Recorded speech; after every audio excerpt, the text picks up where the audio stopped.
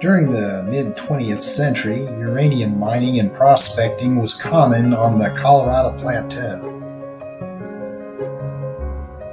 Uranium, an ingredient in the manufacture of atomic bombs and a strategic metal for the defense industry during the Cold War, stimulated the domestic uranium market with incentive programs which included guaranteed prices, discovery bonuses, and development loans.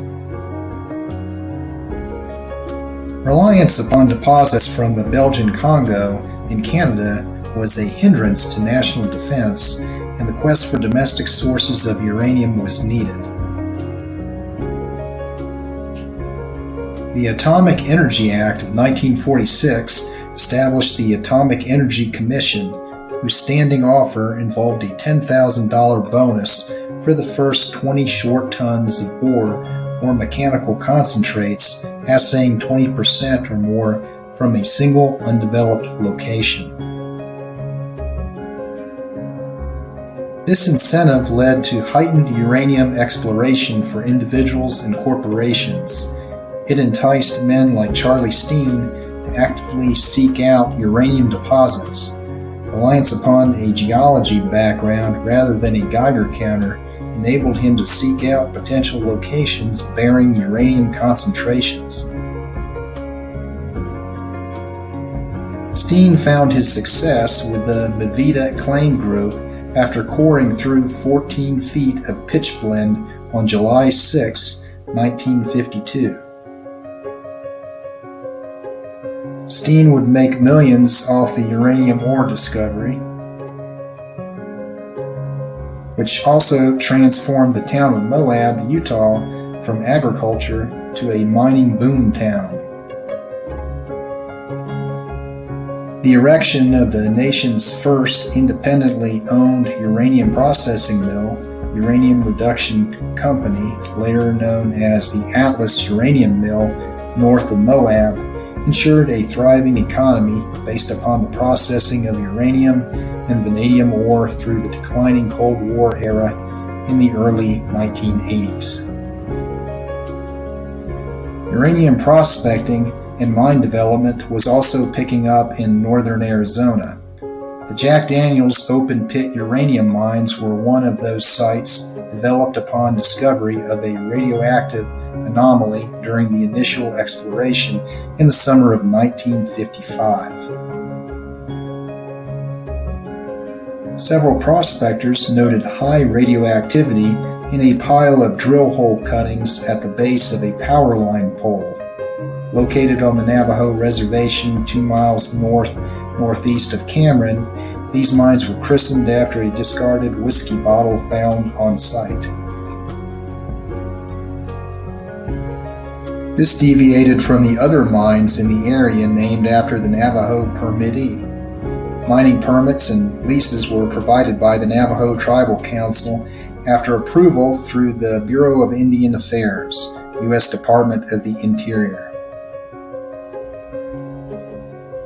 The Marcy Exploration and Mining Company, later known as the Marcy Shenandoah Corporation, stationed in Durango, Colorado, was the primary company operating the site, which began with 70 wagon drill holes at depths of 20 feet. Geology of the area consists of multicolored claystone, coarse-grained sandstone, and siltstone. Studies concluded the potential of 35,000 tons of uranium ore beneath the surface. The Atomic Energy Commission purchased all of the uranium ore from the Jack Daniels deposits at their ore buying station operated by the Rare Metals Corporation mill several miles east of Tuba City. While vanadium ore was present in the Jack Daniels ore, the grade was too low to receive a profit. Glenn Green, superintendent of the Jack Daniels mine, oversaw the operation conducted by 6 men. At the time, the mine produced 1,000 tons of ore per month.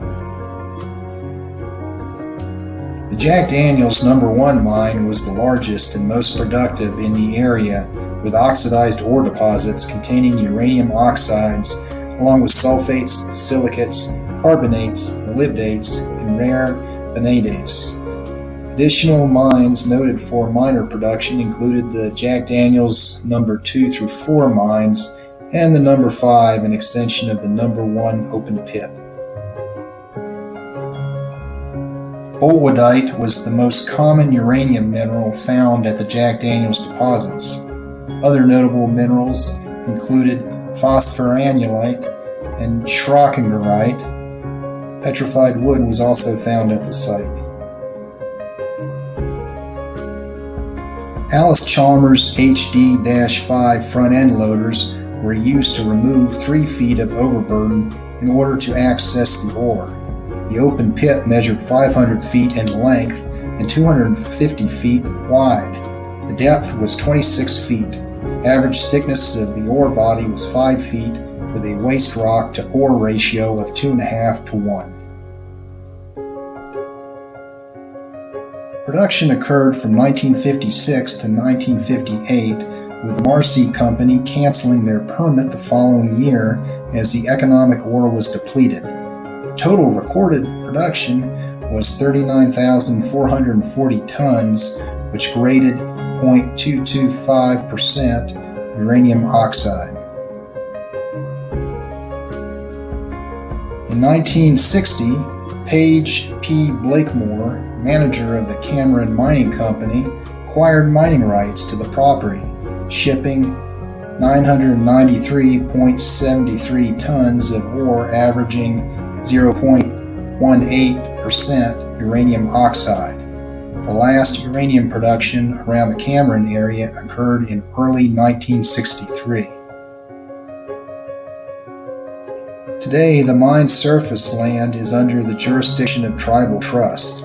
The Low Colorado River is located 2 miles south of the mine site, which has undergone reclamation and is no longer active. Reclamation has been ongoing at the Atlas Mill site since 2009, with the removal of mill tailings by the Department of Energy. Shipment is by rail with an average of 19,000 tons per week, relocated for disposal at Crescent Junction.